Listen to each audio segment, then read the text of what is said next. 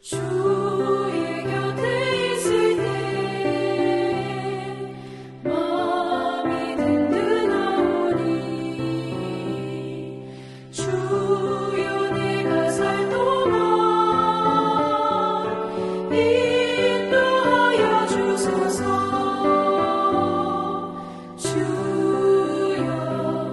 주여 나를 인도하소서. 마른 세상 살 동안 주여 인도하소서. 비늘처인 예수여 세상 물결어갈 때 그 시은혜 베푸사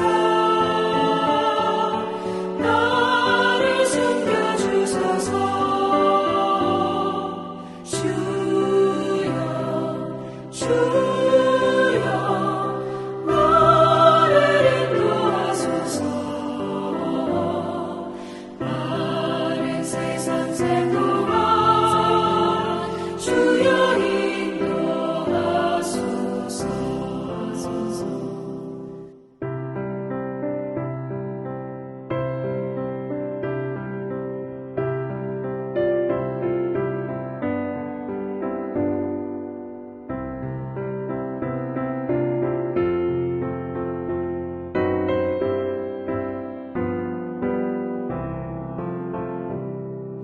세상 풍파 지난 후 영화로운 나라와 눈물 없는 곳으로 들어가게 하소서. 주여 나를 인도하소서. 마른 세상 살 동안 주여 인도하소서.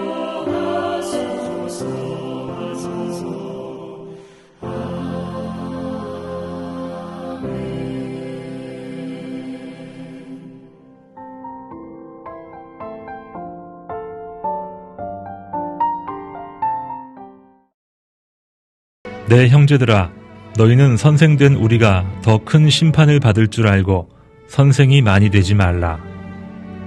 우리가 다 실수가 많으니 만일 말에 실수가 없는 자라면 곧 온전한 사람이라 능히 온 몸도 굴레 씌우리라. 우리가 말들의 입에 재갈 물리는 것은 우리에게 순종하게 하려고 그 온몸을 제어하는 것이라. 또 배를 보라. 그렇게 크고 광풍에 밀려가는 것들을 지극히 작은 키로서 사공의 뜻대로 운행하나니 이와 같이 혀도 작은 지체로 돼 큰 것을 자랑하도다. 보라, 얼마나 작은 불이 얼마나 많은 나무를 태우는가. 혀는 곧 불이요 불의의 세계라. 혀는 우리 지체 중에서 온몸을 더럽히고 삶의 수레바퀴를 불사르나니 그 사르는 것이 지옥불에서 나느니라. 여러 종류의 짐승과 새와 벌레와 바다의 생물은 다 사람이 길들일 수 있고 길들여 왔거니와 혀는 능히 길들일 사람이 없나니 쉬지 아니하는 악이요 죽이는 독이 가득한 것이라. 이것으로 우리가 주 아버지를 찬송하고 또 이것으로 하나님의 형상대로 지음을 받은 사람을 저주하나니 한 입에서 찬송과 저주가 나오는도다. 내 형제들아, 이것이 마땅하지 아니하니라. 샘이 한 구멍으로 어찌 단물과 쓴물을 내겠느냐. 내 형제들아, 어찌 무화과 나무가 감람 열매를 포도나무가 무화과를 맺겠느냐. 이와 같이 짠 물이 단물을 내지 못하느니라. 할렐루야. 오늘도 여러분과 함께 말씀을 나눌 수 있음에 무한 감사합니다. 야고보는 흩어져 있는 교회 형제들에게 오늘 말에 대한 중요성을 가지고 교훈하고 이야기하고 있습니다. 1절, 2절을 함께 보겠습니다. 내 형제들아, 너희는 선생된 우리가 더 큰 심판을 받을 줄 알고 선생이 많이 되지 말라. 우리가 다 실수가 많으니 만일 말에 실수가 없는 자라면 곧 온전한 사람이라 능히 온 몸도 굴레 씌우리라. 선생이 되지 말라라고 이야기합니다. 굉장히 충격적이죠. 선생은 좋은 의미잖아요, 우리에게. 그런데 지금 야고보는 교회 공동체 안에서 이 말에 대한 문제에서 가장 취약한 사람을 아마 선생으로 꼽고 있는 것 같습니다. 선생은 가르치는 자를 의미합니다. 가르치는 자는 즉 저와 같이 목회자들을 의미하기도 하겠죠.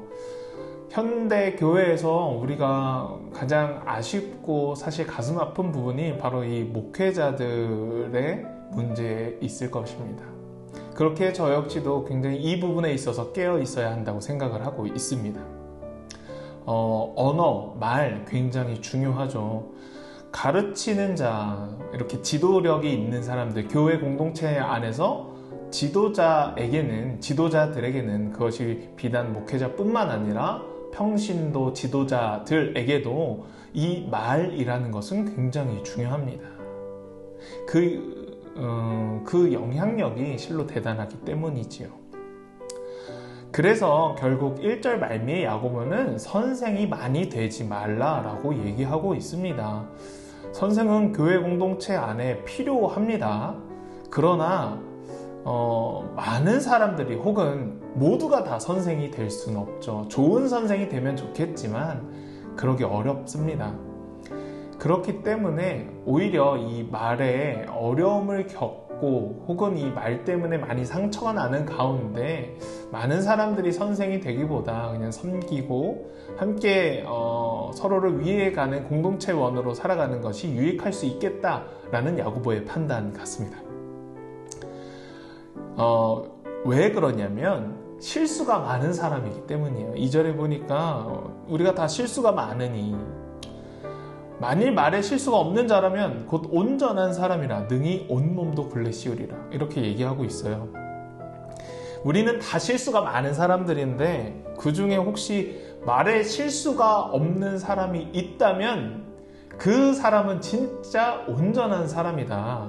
그 사람은 자기의 몸을 정말 잘 제어할 수 있는 사람이겠다라는 거예요. 그만큼 말이 정말 말을 잘 사용하는 것은 정말 어려운 일이라는 것이죠. 3절부터 6절까지도 함께 보겠습니다. 우리가 말들의 입에 재갈 물리는 것은 우리에게 순종하게 하려고 그 온몸을 제어하는 것이라. 또 배를 보라. 그렇게 크고 광풍에 밀려가는 것들을 지극히 작은 키로써 사공의 뜻대로 운행하나니 이와 같이 혀도 작은 지체로 돼 큰 것을 자랑하도다. 보라. 얼마나 작은 불이 얼마나 많은 나무를 태우는가. 혀는 곧 불이요 불의의 세계라. 혀는 우리 지체 중에서 온몸을 더럽히고 삶의 수레바퀴를 불사르라니 그 사르는 것이 지옥불에서 나느니라. 굉장히 무서운 이야기가 있습니다. 먼저 3절에 보니까 동물입니다. 동물 말. 그 말에 말 입에 재갈을 물리죠. 이것이 우리가 지금 현대적으로 표현한다면 곱비가 될 것 같아요. 그 곱비를 가지고 우리가 말을 타기도 하고 말을 이렇게 저렇게 조종하기도 합니다. 말을 다룰 수 있게 되는 거죠.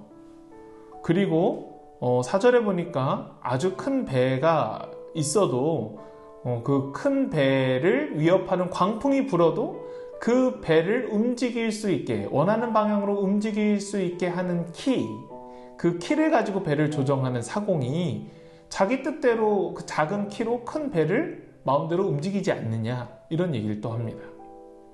즉 작은 것으로도 큰 것을 움직일 수 있다라는 원리를 설명하고 있어요. 5절에 보니까 우리 몸에서 작은 것이 혀가 있다. 그리고 그 혀가 뿜어내는 영향력 역시 굉장히 크다라는 이야기를 하고 있어요. 그런데 이것이 긍정적인 의미로 해석되고 있진 않아요. 5절 하반절에 보면 이런 이야기가 있어요. 작은 불이 얼마나 많은 나무를 태우는가. 그리고 6절에 보면 이 불이, 혀가 곧 불이라고 하고, 그리고 혀는 온몸을 더럽힌다고 하고, 또 그 삶의 수레바퀴를 불사른다고 하고, 그 사르는 것이 곧 또 지옥불이라고 합니다. 결국 우리가 실수하는 언어, 상처를 주는 언어, 교회를 해치는 언어, 그 언어 습관과 이야기야 우리 입에서 행해지는 그 상처 주는 말들이 결국에 우리를 지옥에 이르게 한다. 혹은 그 상처들은 지옥에서 나오는 언어다라는 겁니다.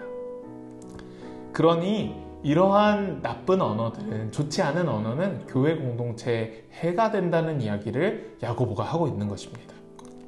7절부터 8절 함께 보겠습니다.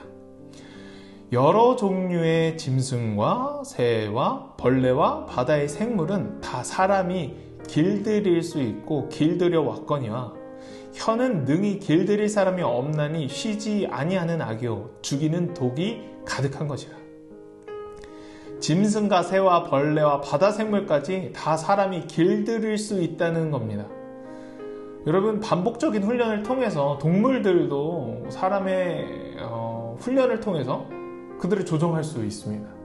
강아지를 키우시는 분들 다 아시겠지만 강아지들 사람이 이렇게 훈련시키면 앉아 일어나 엎드려 뿅 하면 죽는 척까지도 하죠.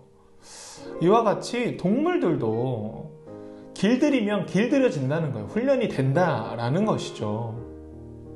돌고래도 심지어 훈련이 되잖아요. 그런데 8절에 혀는 능히 길들일 사람이 없다라고 얘기하고 있습니다. 정말 쉬지 않는 악과 같고 죽이는 독이 가득하다고 합니다. 정말 혀가 그렇다라기보다 혀에서 출발되는 언어, 말이 이러한 위험을 갖고 있다, 위력을 갖고 있다, 조심해야 한다라고 경고하는 것이죠. 혀는 길들일 사람이 없다고 합니다. 여러분, 여러분 말이 정말 여러분 생각대로 생각한 것처럼 혹은 여러분이 의도한 대로 언어가 전달되던가요? 아무리 좋게, 아무리 내가 잘 언어를 사용했다고 해도, 내가 말을 잘했다고 해도 오해하는 일이 생기진 않았나요? 이것을 얘기하는 것 같습니다. 언어의 어려움, 말의 어려움. 아무리 우리가 잘한다 해도 실수가 생기기 마련이다 라는 것이죠. 9절부터 12절까지도 함께 보겠습니다. 이것으로 우리가 주 아버지를 찬송하고 또 이것으로 하나님의 형상대로 지음을 받은 사람을 저주하나니 한 입에서 찬송과 저주가 나오는도다. 내 형제들아, 이것이 마땅하지 아니하리라. 샘이 한 구멍으로 어찌 단물과 쓴물을 내겠느냐. 내 형제들아, 어찌 무화과 나무가 감람 열매를, 포도나무가 무화과를 맺겠느냐. 이와 같이 짠 물이 단물을 내지 못하느니라. 9절부터 11절까지 살펴보니까 우리의 혀가, 우리의 말이 우리의 입에 하나님의 형상대로 지어졌다라고 얘기하고 있어요. 그런데 그 입이 두 가지 이중성을 띠고 있다라는 거죠. 어찌 거룩한 하나님의 창조물이잖아요. 어찌해서 우리가 이렇게 거룩한 하나님의 창조물 된 사람이 이 거룩한 창조물인 입을 통해서 거룩하지 않은, 혹은 상처 주는, 혹은 악한 말을 쏟아낼 수 있을까라는 이제 탄식을 하는 거죠. 조금 더 쉽게 우리 말로 하자면 왜 한 입 가지고 두 말 하느냐, 이 이야기예요. 왜 거룩한 입을 가지고 악한 말을 하느냐, 이 이야기인 겁니다. 하나님께서 창조해 주신 거룩한 입을 가지고 왜 지옥의 말을 하고 왜 저주를 하냐, 왜 다른 이들에게 상처를 주는가 라는 말을 하는 거죠. 지금 야고보는 우리가 믿음의 사람으로서 우리를 통해서 믿음이 드러나야 하는 그 여러 가지 일들 중, 여러 가지 행동 중에 첫 번째로 우리에게 언어에 대한 중요성에 대해서 얘기하고 있습니다. 언어에 대해서 지적하고 교훈하고 있는 거예요. 언어가 우리 삶에서 얼마나 많은 비중을 차지하겠습니까? 몸의 움직임보다 말의 움직임이 훨씬 더 빠르고 많다. 절대적으로 많죠. 그 중에 우리가 너무나도 조심해야 될 사람의 분류가 있다면 오늘 우리가 읽었던 성경의 초반부에 있었던 바로 선생들, 저와 같은 목회자, 교회 지도자들, 평신도 지도자들에게 있겠다라는 것입니다. 모두 그리스도인이라면 지도자뿐만 아니라 사실 모두가 말을 조심하고 신중해야 한다라는 의미입니다. 그냥 신중해서만 되는 게 아니라 우리가 하나님의 창조물로서 거룩한 입을 창조받았으니 그 입에서는 마땅히 거룩한 이야기들, 신성한 이야기들, 정결한 이야기들, 정결한 말과 언어가 나와야 한다는 거예요. 혹시나 우리는 이런 부분들을 조심해야 합니다. 혹시나 나의 말이 교회 공동체를 흔들진 않을지, 교회 공동체를 해치진 않을지, 나의 지체들에게 상처를 주진 않을지, 혹시 나의 말이 분란과 상처를 조장하는 말은 아닐지 우리는 신중해야 합니다.